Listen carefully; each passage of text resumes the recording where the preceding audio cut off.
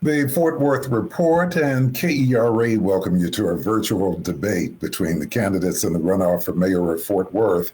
I'm Sam Baker, morning edition host with KERA, the public radio and television station for North Texas. And the Fort Worth Report is a new nonprofit, nonpartisan news source at fortworthreport.org. The city next month will change leadership for the first time in 10 years. Betsy Price chose not to seek another term as mayor. The race to succeed Price has narrowed to two candidates. Mattie Parker spent 5 years as chief of staff for the mayor and city council. She's also the founding CEO of Fort Worth Cradle to Career and the Tarrant To and Through Partnership.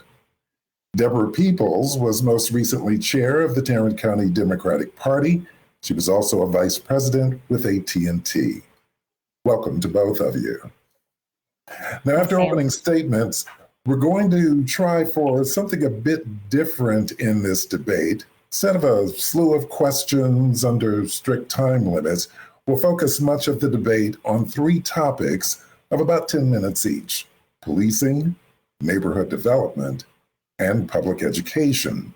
The idea here is to allow the debate to breathe a bit for more depth on each topic.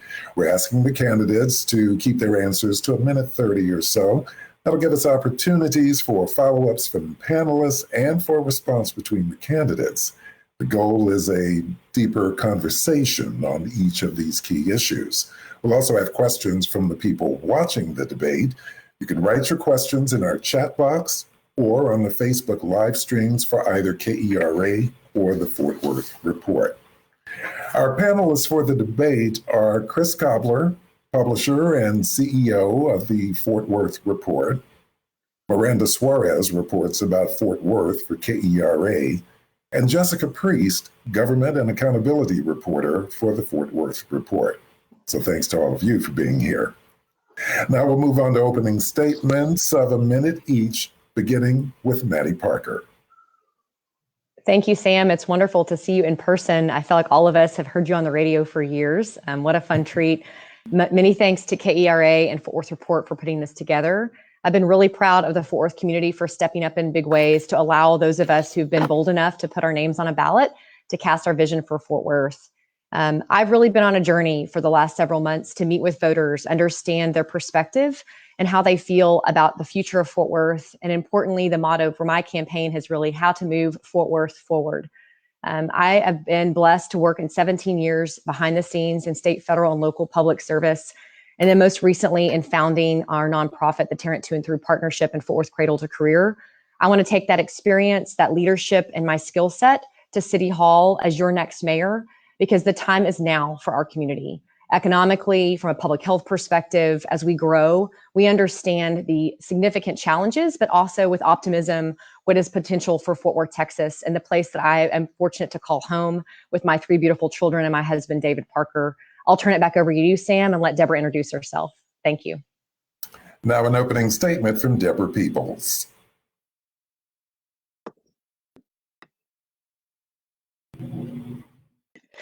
So good morning, Sam. Good morning to the panelists, all the listeners this morning, and to Mattie. And so I am very excited to be here today, and I love the fact that we're going to delve into some of these issues on this call today, because I think it's very important that we don't reduce these things to one sound bite, and that's what has been happening. But for all of you who know me, I have long been a part of this community. I first moved here in 1975 and began to work in the community almost immediately. So my journey started in 1975, and I have been privileged to be a part of this community in every part of this city. And so I like to talk about bringing one Fort Worth together and creating one Fort Worth, because we have an extraordinary city. We are the 12th largest city in the United States, but we have to celebrate and lift up our diverse and extraordinary community. We have so much brilliance here in Fort Worth, and we cannot continue to just focus on the have. We have to focus on the have-nots. You know, I have 30 years of business experience, and one of the things that I have done best is I know how to spot talent. And there is so much extraordinary talent in the city that is not being used. And so what I want to do is bring us together. No matter your race, no matter your religion, no matter whom you love, this has got to be about expanding the table in Fort Worth, because we want this city to grow so that all of our residents and our businesses thrive, and we create a city that we all love. Thanks to both candidates. Now, the debate begins with the subject of policing and Jessica Priest of the Fort Worth Report.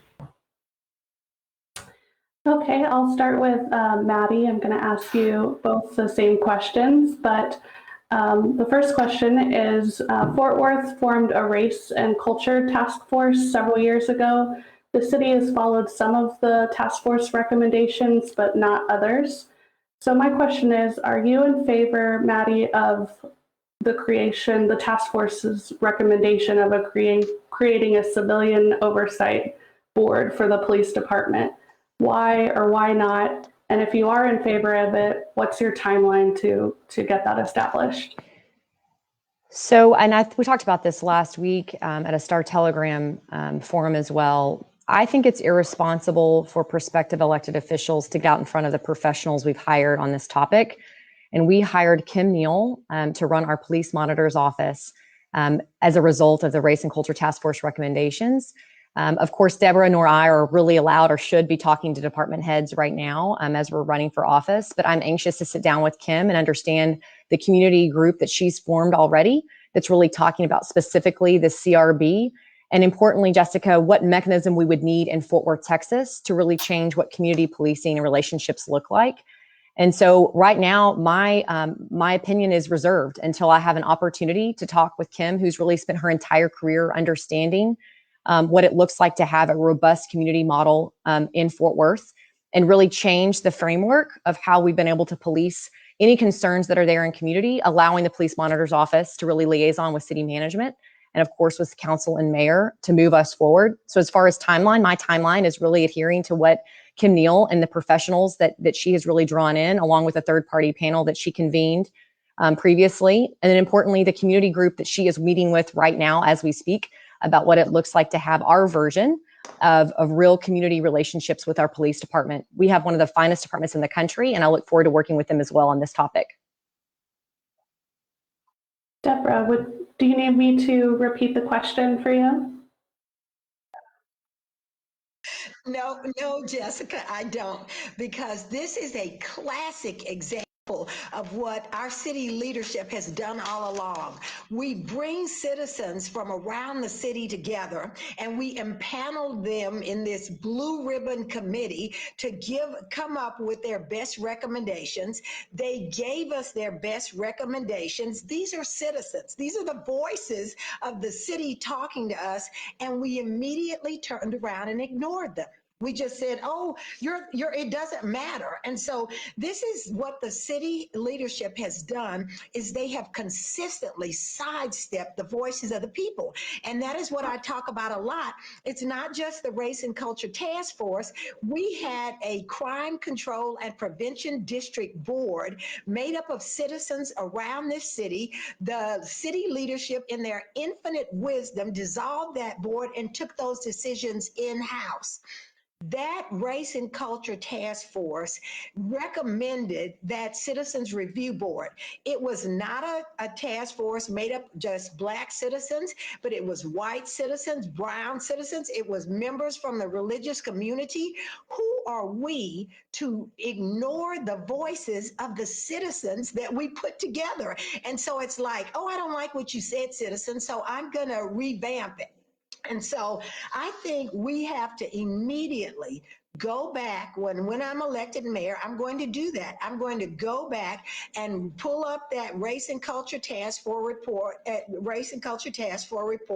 and look at it again, because I think that is part of the problem, is that we ignore the voices of citizens. And I think we're spending less on programs that are keeping us safe in the community. And we need to go back and look at that program and understand why they even recommended that we needed a citizens review board. There's a reason for that, and you cannot ignore the voice of the people. So my timeline is when I am elected, that is one of the first things that I'm going to go and do is go back and look at that race and culture task force and look at what we ignored and how we go back and start to implement things that they wanted. Okay. Mattie, do you have a response to what Deborah said? And what are your thoughts about the Crime Control and Prevention District? Would you like to see the board of directors change to Well, I'm glad you brought members? that up, Jessica, because those are two separate issues. The CRB is not the same as CCPD's board that's currently comprised of your city council. That decision was made actually prior to Mayor Price's administration under Mayor Mike Moncrief and that council's decision to switch. I'd be really open to us having a transparent community council to inform the community on what CCPD really is achieving in Fort Worth. Absolutely. But again, that's separate and apart from your CRB. The other thing I'll mention here, we haven't ignored, and I think the Human Relations Commission is a great example. They've been reconstituted members of this community that are on the Human Relations Commission that are working in concert with our city management on those race and culture task force recommendations. They have expertise in these areas from education to policing to neighborhoods to healthcare. That's how you transform community. It is not dictates from mayor and council who quite frankly don't have the professional background in some of these areas. And again, I think we're jumping ahead here and allowing Kim Neal to really speak to us about what she sees as best for Fort Worth, Texas. I think we would have trouble trying to institute a CRB here in Fort Worth that really models a perfect model across the country because it doesn't exist. And if we really want to be transformative and be a beacon of hope and transformation in Fort Worth, let's do what works for Fort Worth citizens. And I have full faith in Kim Neal and importantly, the Human Relations Council as well that's working on that race and culture task force. So just to clarify on the, I know you said that the Crime Control and Prevention District is separate. Are you in favor of returning that board of directors for the Crime Control and Prevention District back to community members? I think it needs to be both. I think you need community and council voice on that board, and right now that doesn't exist. And I think really talking with across Fort Worth what they'd like to see from CCPD, because at the end of the day, you want transparency and access and understanding from community. We just reenacted 10 years for CCPD, and so that's what we really need to focus on in Fort Worth, Texas, to understand what the police budget is trying to achieve, because it is just that crime control prevention money that's in Fort Worth and how to make sure it's informed by community solutions in Fort Worth. Okay, and speaking of the police budget, Deborah, would you be in favor of reallocating funds to from the police department budget into non-police forms of public safety and community support? Okay, so Jessica, I have to tell you, and so Mattie, I really have to just say this real quick.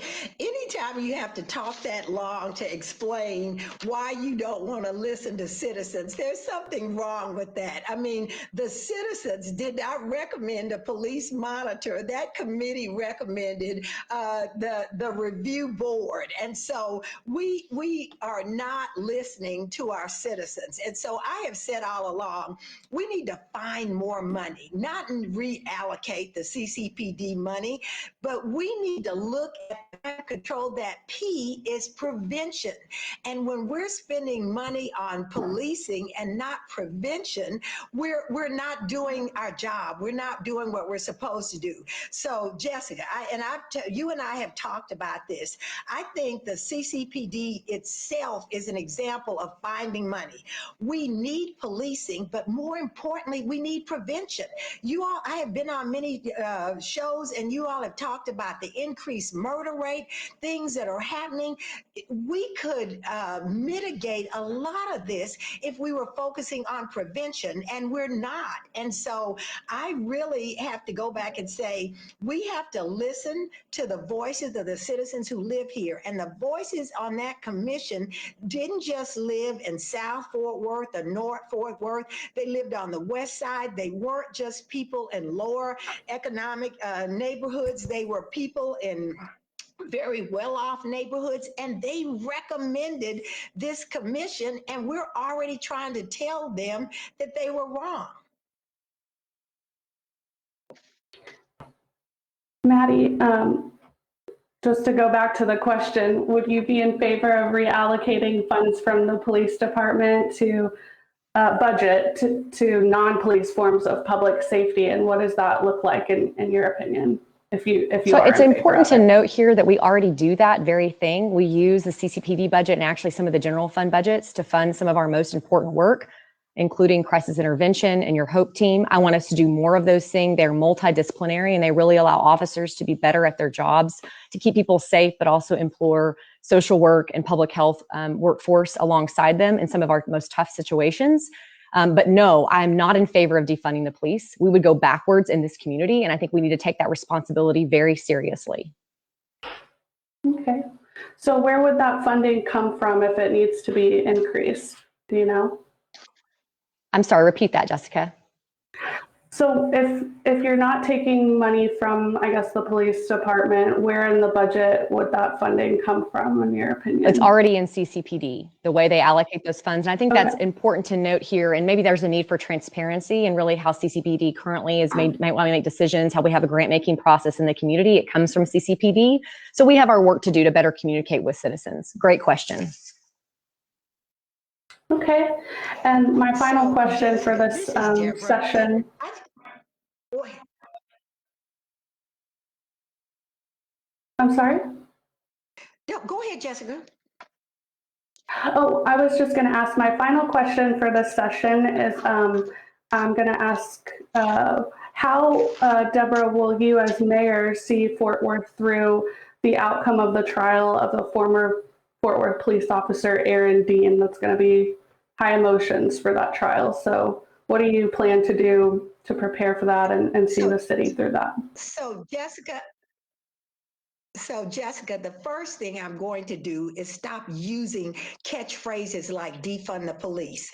That is nothing but fear mongering. And that to me is race baiting. When we use things like that, when people know that that term was never about that. So I'm not going to go out and use catchphrases to try to incite or rile up the community. Instead, I'm going to focus on healing, on unity and community. And you don't get unity in the community when you come up with phrases like defund the police. I'm going to be I met with faith leaders last week, especially about this, about how we have to start reaching out to people in our community, asking for calm, asking us to come together, reminding people that we are one Fort Worth. We are, while we are a collection of many neighborhoods and many races and faiths, we are still one Fort Worth. And people want to see justice done, but I'm going to be appealing for calm. I'm going to be out in the community. The mayor has to be out leading. I'm going to be meeting with groups, and we're not going to be using catchphrases to rile people up.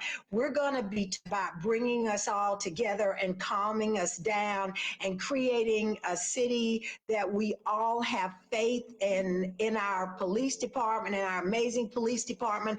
I have said many times, I see this through two lenses. My brother was a policeman. My sister was a constable. I absolutely understand the role of law enforcement and the role they play in our community. But I'm also a person of color who has been subject to the impact of some of the less than stellar actions. And so I'm going to bring my experience, my lived experience to the table, and we're going to call for healing, unity, and community. Okay. Mattie, same question, but with an added question, I guess. Do you want to respond to, explain why you use the phrase defund police, what it means to you, and then how, as mayor, you'll see Fort Worth through the outcome of that trial? So I didn't come up with the term or the phrase defund the police. That happened months ago by movements that had nothing to do with me. I'm just simply articulating my opposition when you take those words literally, taking money out of our police budget, when right now I think we're actually fairly conservative in how we budget per capita in this city. But I'm going to move on to your question, Jessica, because I think it's important here. Over the summer, and I've already started to do this even as a candidate, and I'd like to be a part of this, even if no matter what happens with this election, is working with our police department, with our faith communities, with neighborhood leaders, with neighborhood association leaders, with city leaders, grassroots organizations that are doing the work in the community to best understand what this trial will look like in August and into September. We understand right now it's in the hands of the prosecutor's office, the DA's office, and the judge. There are a lot of swirling questions about what the process will look like. We do owe our citizens an understanding transparently, and that's where media really helps us tell the story. What can citizens expect from the trial specifically in Fort Worth? And then focus on healing and really listening to people beyond action. We're like, actions speak louder than words here. These will be tough moments for Fort Worth, but we have to learn through. The death of Tatiana Jefferson may never happen again. An incredible scar on the city of Fort Worth, and we have a moral responsibility to take that seriously.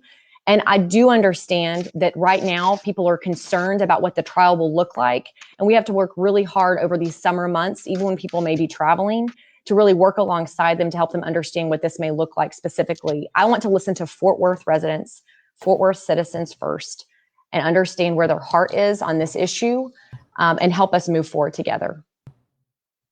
Thank you both.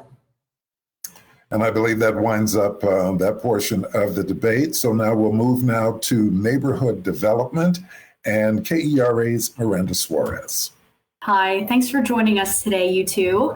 I think when we start with the topic of neighborhood development, Stop 6 serves as a really good example because there is a huge redevelopment project going on there right now. The Cabell Place apartments are torn down. They're going to be replaced with new housing, a community center, all these different community services are planned.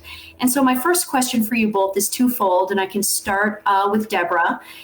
I'm wondering if you believe that it is the mayor and council's responsibility to prevent gentrification during redevelopment projects like this. And if so, when you are tearing down and building up and trying to revitalize a neighborhood, how do you prevent that project from pushing out the people that already live there?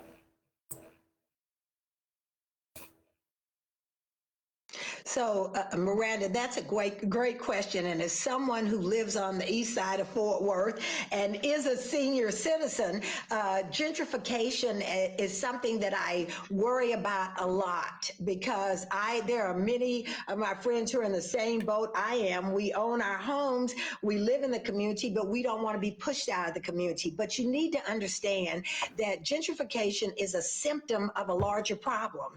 It's a symptom of affordable housing, and it's a symptom of proximity. People want to be closer to their jobs. And so I talk a lot about, we've got to come up with a good affordable housing plan, but we also need to grow our tax base through tourism and other ways, and not continue to put the burden on residents because that burden is on us right now.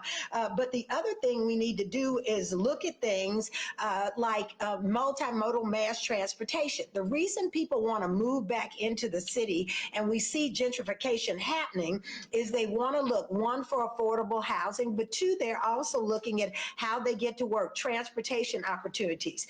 And so, yes, I've said we need to look at some creative ways to help our seniors who are in communities so that they don't get taxed out of those communities. But I think, Miranda, it's a larger problem that we have to look at and making sure that we have good housing stock and enough housing stock. And we need to make sure that we have multimodal transportation so everybody's not rushing to move back to the inner city so they can get to their jobs. And Mattie, same question to you. Do you think it's part of the mayor's responsibility to prevent gentrification, and how would you do so? Absolutely. It's a great question. We understand affordable housing is really a topic in every urban environment across this country. I believe the average median home price right now in the United States is $300,000. That is out of reach for a lot of American families, which is one of your top wealth builders and opportunities to bring people into generational wealth they can pass on to next generation. So yes, your mayor and council absolutely have a responsibility to cast a vision and work alongside professional staff to get that done. I love that you brought up the project and Stop 6 and our large HUD grant that came in, housing choice grant. Fourth Housing Solutions deserves a huge amount of credit for the way they shepherded that project alongside the city of Fort Worth, because now you understand what's possible to really ensure you have affordable housing back in the community, high quality housing, mixed income, a commercial tax base, all that will happen in Stop 6. You can see how public development can become a catalyst for private development in a community, but it takes vigilance. I've talked about this openly for the last several months. We need a new affordable housing and housing strategic plan that is led by mayor and council, that works in cooperation with Tarrant County as well, especially in a time where we understand we're going to get historic dollars from the federal government, one-time funding. What does it look like to invest that into a housing trust fund, working alongside philanthropy as well that can match those dollars across Fort Worth? And then working with community in every neighborhood to understand what housing products they need most. And there are also simple changes we need to make at City Hall. And I've talked about this a lot because we're blessed in my family to have a second dwelling unit in our backyard where my mom can live with us during the week and allow her to age in place. A lot of neighborhoods are interested in accessory dwelling units, but our zoning process can be cumbersome and confusing. We need to really open that up to allow folks and families to live in multi-generational that keeps affordable housing low and allow that burden for property taxes to be shared across multiple generations, what absolutely can be a service. So it's multifaceted. I don't have all the answers, but I know that we have wonderful staff at City Hall that are ready to roll up their sleeves and get to work. And I should mention our neighborhood services staff also. We have wonderful expertise in that department that I know has been focused on this effort quietly behind the scenes with COVID going on, but they're ready to emerge and really have a comprehensive plan that works across the entire city. Thank you. And I think that segues well into my next question, which was what specifically you could envision yourself doing to promote the production of affordable housing. Mattie, I know you just listed some examples, but is there anything else you'd like to add before I pose the same question to Deborah? Sure. I think I did, the Affordable Housing Strategic Plan, what it looks like to create a housing trust fund, especially for homeless housing, permanent supportive housing, which we know is the model that works the best to really get our folks off the street and into sustainable housing and into a living wage job. And the third thing is just the importance of partnership. That's how the city does well. Private-public partnership across all of Fort Worth and Tarrant County.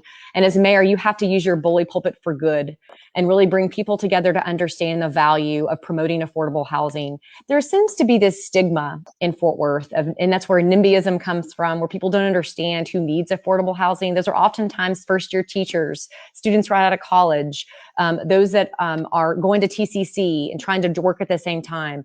All those folks that make our community rich in diversity, we need to support them because they have to live here for us to have that kind of workforce we need and talent pipeline we need. And so I think going on a real campaign across Fort Worth for make people understand the critical importance of affordable housing in our city.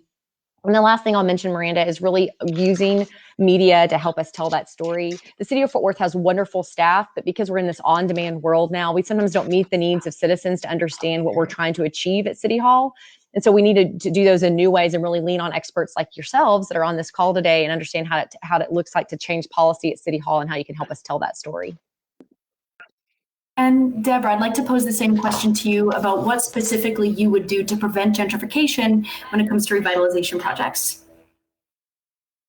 and how you promote affordable housing construction as well.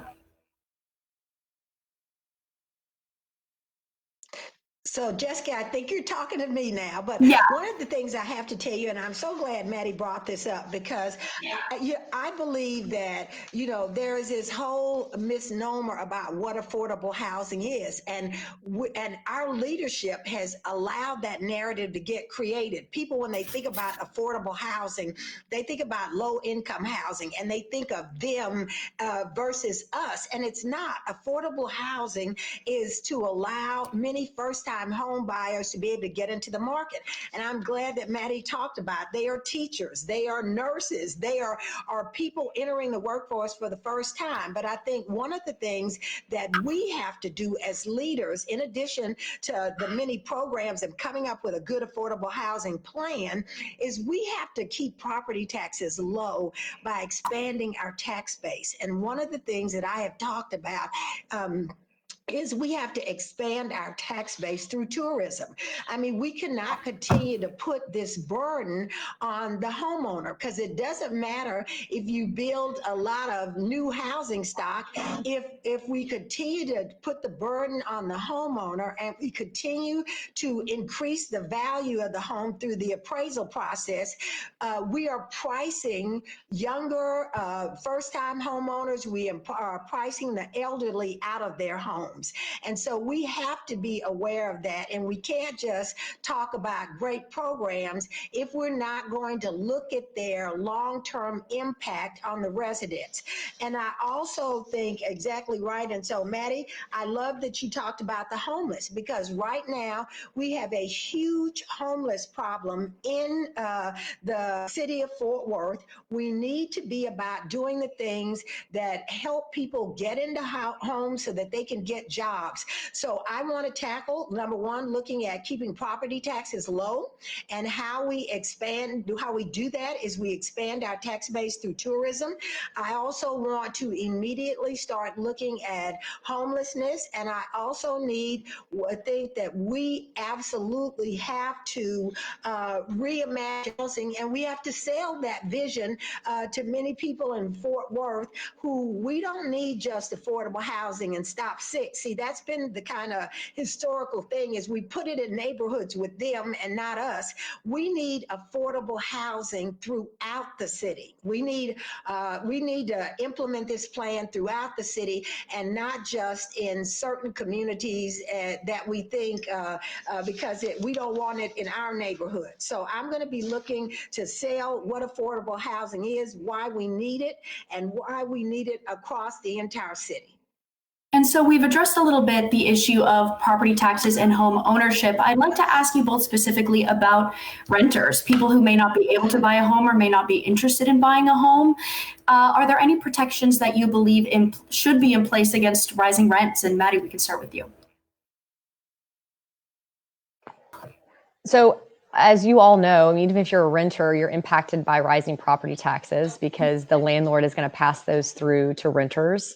It is absolutely a concern. And we understand that renters can be in all types of products. It could be multifamily, it could be single family, duplexes, all of those things across the city. I think that's where we really come in and create red tape to make sure we're allowing for building of density, especially inside Loop 820, that works for all types of people. We also understand that a smaller footprint oftentimes works for those, especially out of college. They don't need the big 4,000 square foot house or 2,000 square foot house. They just want a place that really lands for them and their families at the time. So those are conversations we have to have. We're a young city, Miranda. The average age here is 34. We want people to graduate college, graduate high school, and stay in Fort Worth.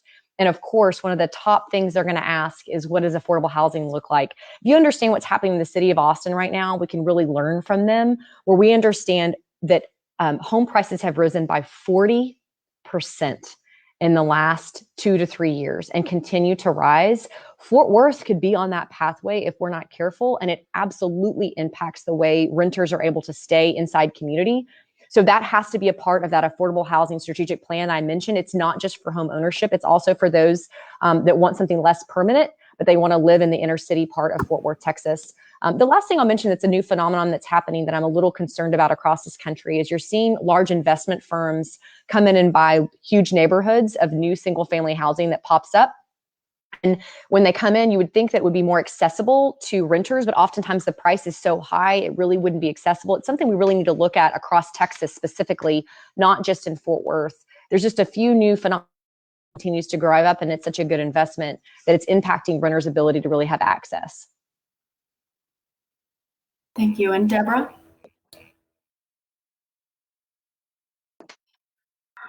So, Jessica, I speak from experience because although I've owned many homes, I have also been a renter. My very first home was an apartment and came right out of college. And so I understand the impact on renters. When you're trying to save money, you have a rent that you pay every month, but you're trying to save money to buy a house. And so I absolutely believe that any housing plan that we come up with has to focus on renters. It has to talk about, not only having houses to buy, but having those units that are available to rent. And they have to be affordable. We have to look at, there are some people that will be able to rent a penthouse and never worry about it. But for me, just coming out of college, that would have been out of my reach. And I wanted to be close to my job. Again, back to this whole idea of wanting to be living living close to your job. And I would have faced many obstacles, somebody coming out with a college degree, if I had not been able to find rent that was affordable. So we need to make sure that when we come up with a plan for a good, affordable housing, it includes rentals. All right, thank you both so much. And with that, we'll move on to our next section, but also a reminder, we will have questions from people watching the debate. So you can write your questions in our chat box or on the Facebook live streams for either KERA or the Fort Worth Report. Now let's go to Chris Cobbler of the Fort Worth Report, who will begin the discussion on public education. Thank you, Sam, and thank you to our friends at KERA for your wonderful job co-hosting this important discussion. And thank you to the candidates for being here. Let's dive right into public education. Some community leaders say that improving public education, specifically Fort Worth ISD, is the city's top concern, top priority. Others say we're electing a mayor in this race, not a school board president, because the city has no authority over the school district. Based with this in mind, what specific steps do you think this city should take, if any, to improve Fort Worth ISD? I will start with you on this one, Deborah. So, Chris, I am so glad that the subject is public education. And so let me just start by telling you, the mayor has to be involved and engaged and care about public education. And because I tell people that the public education is educating the majority of our children, and especially the majority of citizens of color. And we need to be concerned. These are the leaders. These are going to be the leaders, not just in 20 years down the road, but in 10 years down the road. We are educating and creating the leaders of this city for the next generation and the generation to come after that. So the mayor cannot just throw up their hands and give up. The mayor needs to be working with the leaders at Fort Worth ISD, and I think you have to respect their leadership and their knowledge of education, but there has to be a partnership between the city and the Fort Worth ISD to say, these are the jobs that we're bringing here. What are the kinds, what are the skill sets that you all are teaching? Or what do you need us? What are you focusing on? What do you need the city to help you do? Because I'm serious. I know people talk about, a lot about, having these charter schools and all those schools, but the majority of our students are educated through public education. And after 30 years in business, I know what it is to look for talent. I know what it is to create a business plan and bring everyone to the table and create a plan for success. And the mayor has to be engaged at creating a plan for success for our students. We want them to come out, be productive citizens, be able to get great jobs, be able to buy this housing that we've talked about, be able to live safely in their communities. And so education has to be one of the top priorities and the focus, but while I believe in leaving it to experts, my mother was a public school teacher. I know that it's something I could not do, that it's a rare and amazing skill set, but I think we have to partner with the people who have that expertise and that knowledge to make sure that we're creating an environment so we build successful citizens. Thank you, Deborah. Mattie, same question for you. The mayor has a moral imperative to take public education and really be pro-kid and very seriously. We understand what's happening in Fort Worth right now, and this is really true across the country because of COVID. You're at risk of losing an entire generation of students that have been impacted by the pandemic. Being in virtual school maybe didn't work for them. We know right now over 19,000 students in Fort Worth ISD don't read at grade level. And let's talk about Fort Worth ISD most because it's our largest school district, but there are 16 districts that really impact the city of Fort Worth. We also have students in homeschool environments, in charter school environments, and private school environments. I'm pro-kid, and we're going to stop pitting families against one another. There's no one else in this election that has worked more closely with our school board and with the superintendent on what it means to have real collective impact, inform and progress education. We have to be solutions oriented. We can't point fingers. Our school teachers and our administrators and principals and administration at Fort Worth ISD specifically have been through a really, really tumultuous year trying to serve students. And I have a lot of faith in a model that really allows your city and led by your mayor to work alongside them.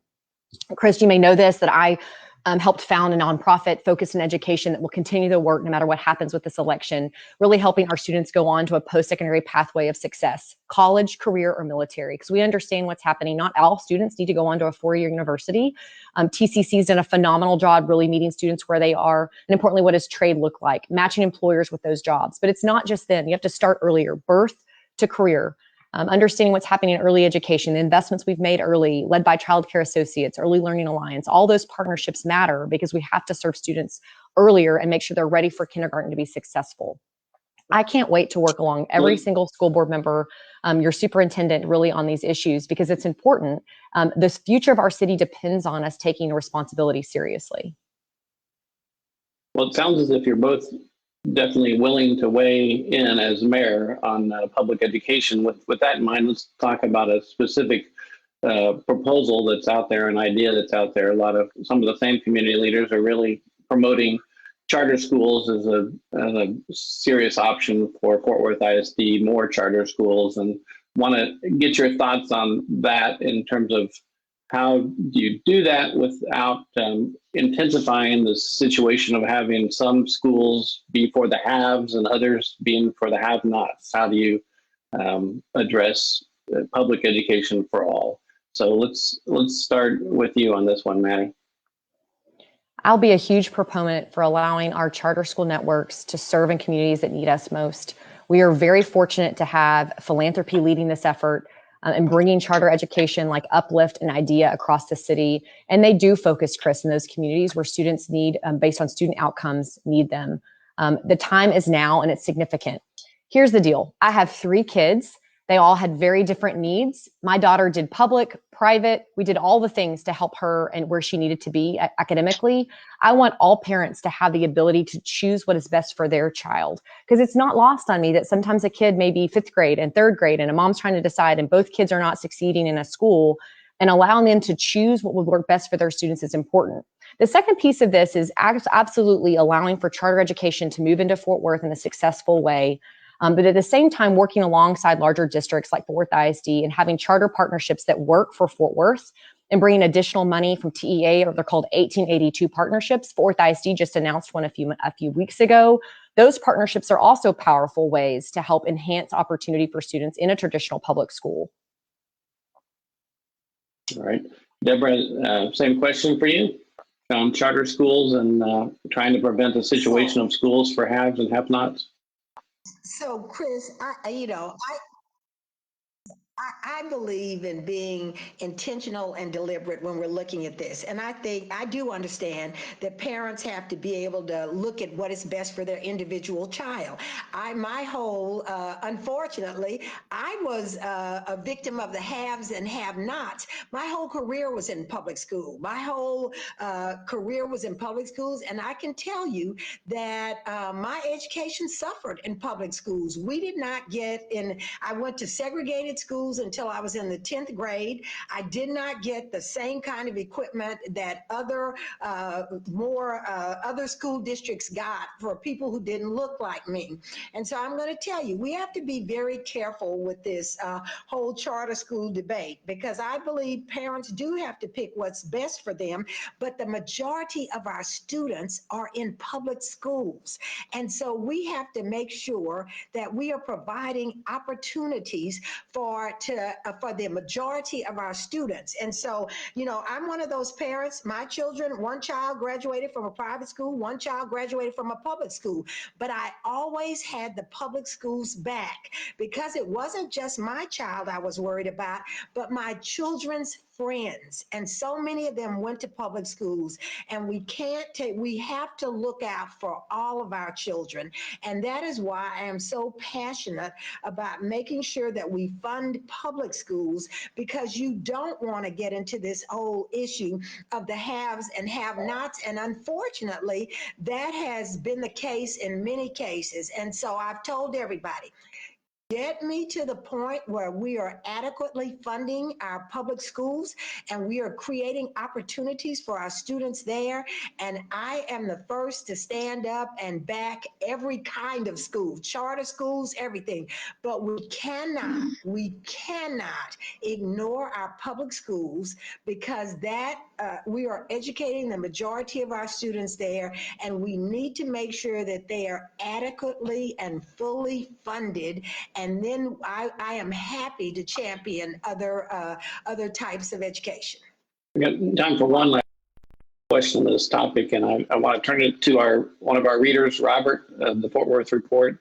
He sent us a question on this topic, and he wrote to us and said, in September of 2016, Mayor Price announced a partnership between the city, the Fort Worth ISD, and the business community to support an initiative to ensure that all students in the school district would be reading at grade level on third grade by 2025.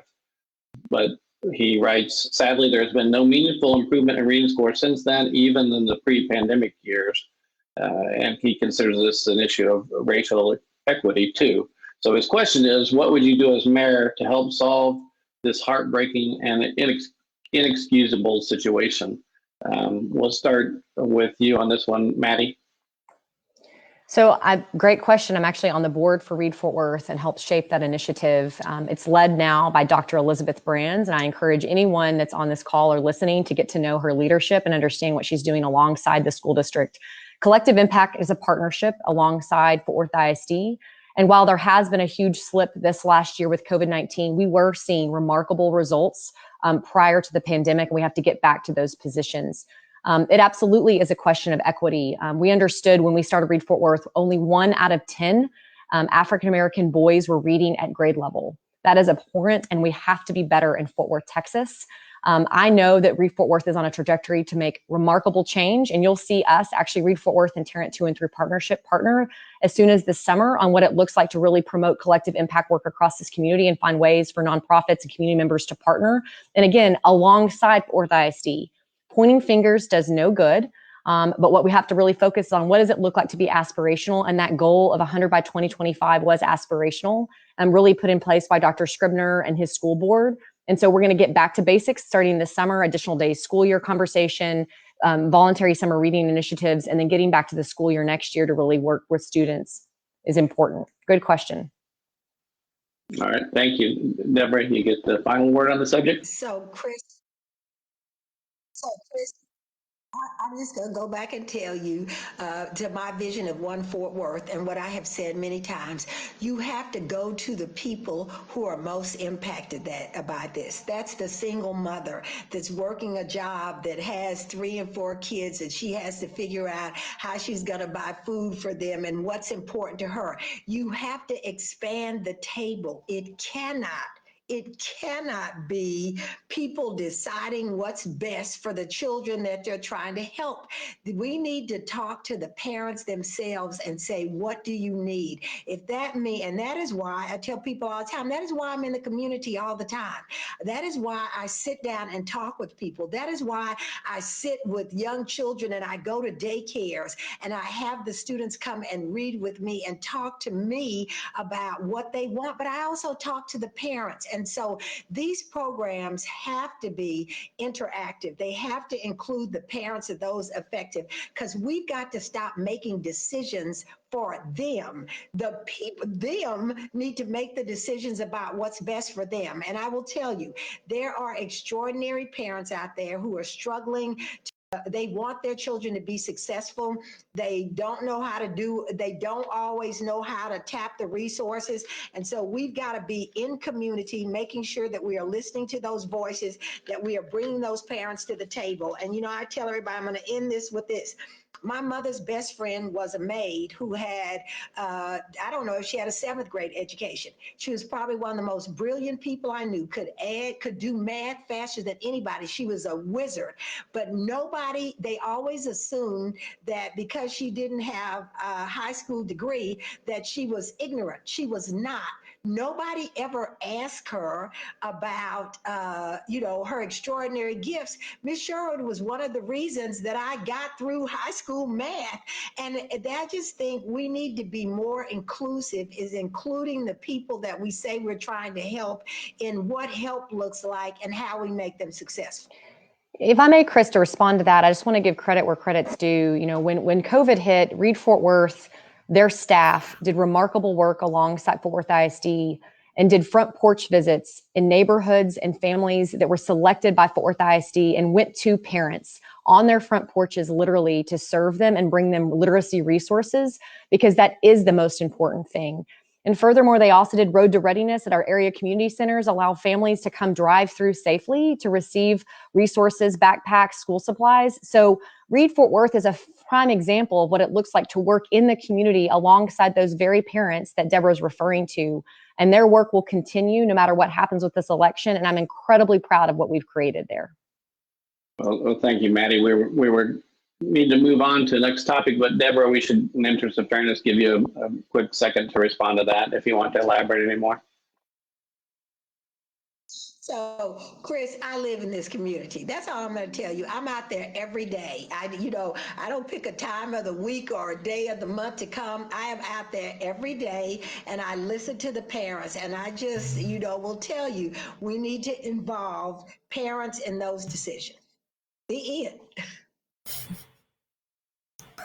Okay, so that concludes the 3 sections that we were going to have with the panelists. We wanted to get in a question or two from the audience, as we promised. So here's one, and we can begin with Mattie. It's from Jacqueline, and she wants to know, how do the candidates feel about taxing homeowners further for the development of Panther Island? Shouldn't those who profit from it be the ones to pay for it? Mattie. I think so, Jacqueline. Right now, we can't ask Fort Worth taxpayers or Tarrant County taxpayers to put any more money to that project until we have a real open, transparent conversation about the future of a TRVA project. It can be transformational for Fort Worth, doubling the size of downtown. It did originally start as a flood control project. It's currently owned by TRWD, but we need to be prepared to understand what it looks like to dig a bypass channel that costs $300 million to put water under those 3 bridges. And I think we absolutely need the private sector at the table to inform in a charrette process what the future really could look like. I know that our Tarrant County delegation, led by Congressman Granger and Mark Vesey, our Senate delegation, are all working on this very topic in Washington, but we need to be prepared to not get the full amount of federal dollars. And I am opposed to putting any local funds towards that project until we do have a plan B on what it looks like and that the private sector is at the table. Because if they're going to financially benefit from it, they should be paying for the project also. Deborah? So, Jacqueline, I have said this many times. You have to approach this and look at it as 2 parts. The first part was flood control. And as someone who lives on the east side, who has seen massive flooding in our area and have had people die in the flood, we need to make sure that we use those federal dollars to make sure that we do flood control. But then the second part of it, and I think that's the part you're referring to, is this whole idea of this doubling the size of downtown and creating this new kind of add-on business district. Private corporations who are going to benefit the most need to be buying into this. I would agree with you. What the public needs out of this is what the project first started with, and that's flood control. And then if there's going to be significant development, and I want to see good jobs out of that, if that comes out of that, that's great. But it needs to be the private community doing that. We also have a question from Laura. I think we've got time for just one more question. It's from Laura, who wants to know how the candidates feel specifically about changing zoning requirements to allow for accessory dwelling units, or ADUs. And we can start with Deborah this time. So I think, Laura, Mattie just talked about that when she was talking about her mother's home in the back. But I think we as leaders have got to understand that we have a massive housing problem coming up. I mean, at the rate that we're growing, and we have to be willing to look at everything that will allow us to get creative around housing. Mattie?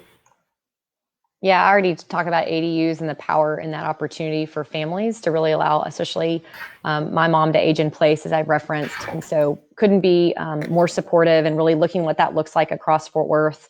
I've shared this story before, but I remember I was at a zoning commission meeting and a young Hispanic man came in, did not speak great English, and he had worked very hard to build a carport and an extra house or dwelling unit in his home. And it wasn't to code. And he was going to be asked to tear it down. But thanks to the zoning commission trying to work alongside him to fix the problem, that's the kind of city hall we need, is to really work along residents and not make it such an intimidating process. And I think up to now, ADUs has been intimidating. So what do we do to really remove that barrier? Great question. Okay, time we have left. Let's move on to closing statements from the candidate of a minute each. We'll begin with Mattie Parker. Thanks, Sam. And thanks for all of you for listening. It's been quite a journey over the last several months running for mayor. I'll just close by a few personal stories. You know, I wasn't a real privileged kid growing up. I was fortunate. My mom was a single mom. My grandfather was a high school principal. I got to go to UT on student loans and scholarships. Like Deborah, my first houses were apartments that I was responsible for paying for. That hard work ethic is really what I'll bring to City Hall. Understanding what it looks like to move Fort Worth forward in a variety of ways. This is a fantastic city that is positioned for greatness. And I cannot wait to be your next mayor, to really cast a vision, not only for Fort Worth, but across this country, about what it looks like to lead with vision and with tenacity, to bring a community together in what has been really a historically divisive time in our country. The time is now to really speak truth to power and what that looks like. My age is an asset. My experience is an asset. My leadership style is an asset. For those people in this community that have gotten to work alongside me, understand what this is really about. I've told many people this, and I'll close with this. When we moved here, Mayor Bob Bolin became a friend, and he taught us what it looks like to really leave a place better than you found it. And no matter what, whether I'm your next mayor or I'm serving as CEO of my nonprofit, that is my mission, is to make sure Fort Worth is left better than I found it. And I cannot wait to be your next mayor. Thanks for taking the time to listen to us today. And a closing statement from Deborah Peebles. So let me just start by saying I loved hearing Mattie's story. I loved hearing her story of being this scrappy, underprivileged kid who went to school on scholarships and all that good stuff. And so, but I will tell you, Mattie's story is many of our own stories. It's many of our own stories, but our story didn't have such a happy ending because we struggled. Many people of color, many women, many low-income people struggled to make our story as successful as Mattie's story. But we came up against things. We came up against barriers that made us have to work twice as hard to be successful. And that is what I am trying to not have happened in Fort Worth. I want to have thousands of Matties with Mattie's story that says, I was a scrappy kid that grew up with a single parent or a single parent household, and I went to school through work study and scholarships. And guess what? When I came out, my opinion was valued. My voice was valued, that people saw me as a candidate of worth. And that's what I'm trying to do with One Fort Worth. I mean, I am all over this city. I talk to friends in the Asian American and Pacific Islander community who live in North Fort Worth but don't see themselves as a part of Fort Worth. They talk about belonging to the Keller Chamber of Commerce. I'm talking about citizens in North Fort Worth where English was not their first language, but who are that same scrappy kind of kid as Mattie and just as brilliant, and I want them to get those opportunities. We have an extraordinary moment looming before us. And I will tell you, age is nothing but a number. I think my age is an asset because I have lived this for many years and have seen how we can bring this community together, have a plan to bring it together so that at the end of the day, we are all Matties. We are all somebody that has worked our way up and is valued and accepted and rewarded for our great work ethic and everything we've done. I am Deborah Peoples, and I am running for mayor because I see the city that we can be if we celebrate our rich diversity and culture. And I am going to make sure that when I am mayor of Fort Worth, every citizen, every Mattie in this city gets an opportunity to thrive. And we'll have to wind it right there. Thanks to both of the candidates, also to Chris Cobbler and Jessica Priest of the Fort Worth Report, and Miranda Suarez of KERA. Early voting runs from May 24th through June 1st, except there will be no voting on Memorial Day. Election Day is Saturday, June 5th.